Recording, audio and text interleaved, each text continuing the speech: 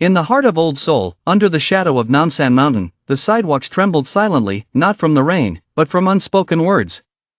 Kang Mu-jin, a philosophy professor, was no revolutionary.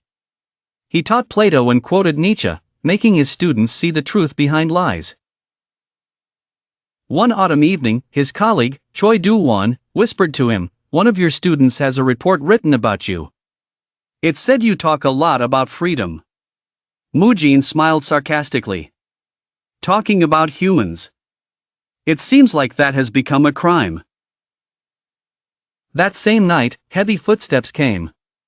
3 men in dark suits barged into his house in front of his wife, Lee Yeon-seo, and his young son, Ji-hoon. They didn't shout. They just said, "We need him for some questions." At the intelligence center, he wasn't asked about plots or charges. Only, "Who's instigating you? Why do you teach them books about willpower? Who in your class hates the country?"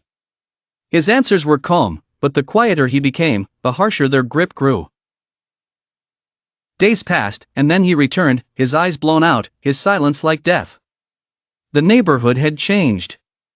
Neighbors no longer visited Yeon-seo, and boys avoided playing with Ji-hoon, who heard words like "son of a traitor."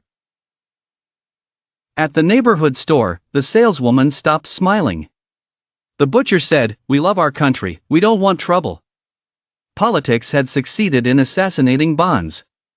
Fear had eroded trust, and people had become strangers.